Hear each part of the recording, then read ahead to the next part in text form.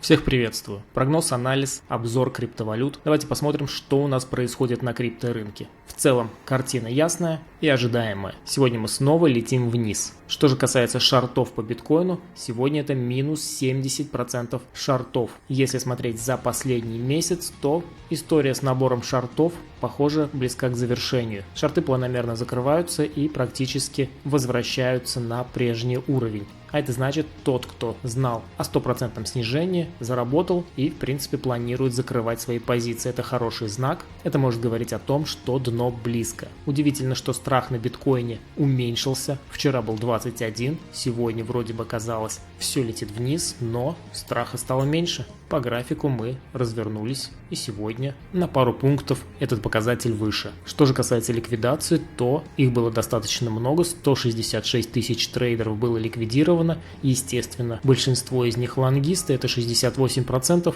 забрали у них 663 миллиона долларов. Судя по графику, каждый день у нас немножечко прибавляется ликвидаций. Из новостей можно отметить, что президент ФРС Миннеаполиса назвал Dogecoin схемой Понци. Проводился опрос, как же правильно произносить название данной валюты. И 57% из 1000 респондентов выбрали устоявшийся вариант Dodge. За произношение Doge проголосовали 22%. Примерно столько же, 21%, уверены в правильности обоих вариантов. Мне же наплевать, например, и я буду продолжать называть эту монетку Dogecoin, потому что на нем изображена собака. Герой фильма «Игра на понижение» предупредил о крахе криптовалютного рынка. Предсказавший ипотечный кризис 2007 года инвестор Майкл Бьюри предупредил подписчиков о крахе криптовалютного рынка, но поспешил удалить свой твит. Вся шумиха и спекуляции только и делают, что привлекают розничных трейдеров перед матерью всех крахов. Параболические восходящие тренды не пройдут стороной. Когда криптовалюты упадут с триллионов или мемные акции упадут с миллиардов, потери розничных инвесторов достигнут размеров стран. История не изменилась, написал в своем твите Бьюри. Ранее Бьюри предупредил, что на рынке надулся самый большой пузырь в истории. В своем посте он использовал хэштег FlyingPix360, что, по мнению Business Insider, может быть отсылкой к поговорке об инвестициях. Быки делают деньги, медведи делают деньги, а свиней забивают. Посмотрим, сбудется ли его прогноз на этот раз, но с чем я согласен, это с тем, что не может рынок постоянно расти. И когда-нибудь после хорошего взлета идет достаточно сильное и жестокое падение. Один из крупнейших банков Китая запретил связанные с биткоином операции. Третий по величине банк Китая, сельскохозяйственный банк ABC, опубликовал предупреждение о запрете связанных с криптовалютами операций. Но затем, так же как и предыдущий чувак, Бьюри удалил свой пост. Видимо, передумали. В своем твите и документе банк сообщил, что не будет участвовать в транзакциях с виртуальной валютой. Кредитная организация заблокирует замеченные в таких операциях счета и разорвет отношения с клиентом, который нарушит данный запрет. Но потом решил, что сморозил ерунду и удалил данное сообщение.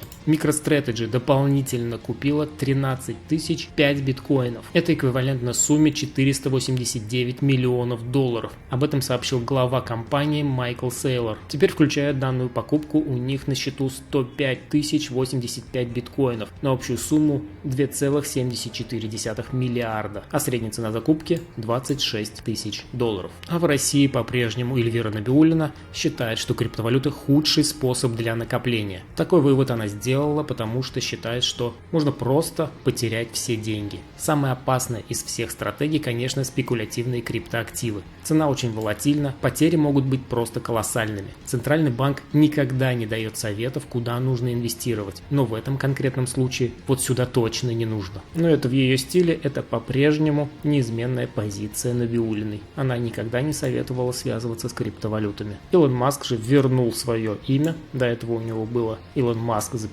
second. Какие-то намеки он распространял. Сейчас же вернул свое имя, но аватарку с лазером, намекая на биткоин, по-прежнему не убрал. Что же касается графиков, то по биткоину мы тормознули на ранее отмеченной грани предполагаемого треугольника.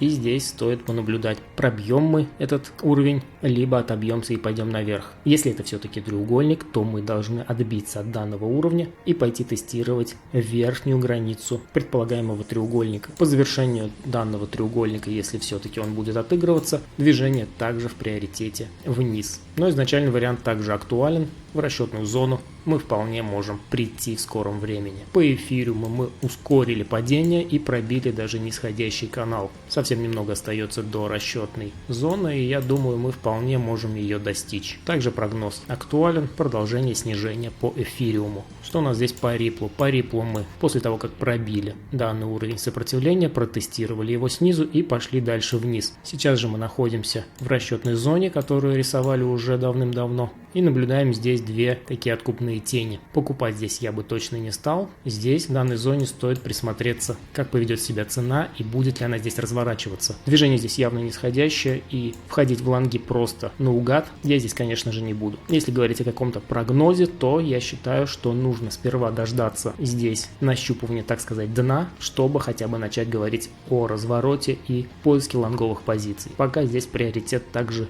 вниз. Давайте посмотрим одну монетку SHIB, по которой я сам долгое время искал, где здесь мне зайти, и мы пришли к пику волны 1, после чего образовали такую откупную свечу с длинной тенью, которая может означать, что ниже мы не пойдем. По SHIB я брал вот здесь немного монет со стопом за основание импульса. Естественно, мне его сейчас сбрили. У многих здесь были стопы, об этом говорят объемы, которые мы здесь получили. И по SHIB я вновь вне позиции. Сейчас буду за ней наблюдать. Если мы будем проливаться ниже данного лоя, то, естественно, я никакую SHIB покупать пока не буду. Если же здесь мы образуем что-то типа похожего заходного, то, естественно, на откате я также возьму. К тому же мы видим, что сейчас мы пока образовываем бодрую такую свечку на покупке. На этом сегодня все. Подписывайтесь на канал, ставьте лайки, пишите в комментариях свое мнение. Всем удачной торговли и счастливо!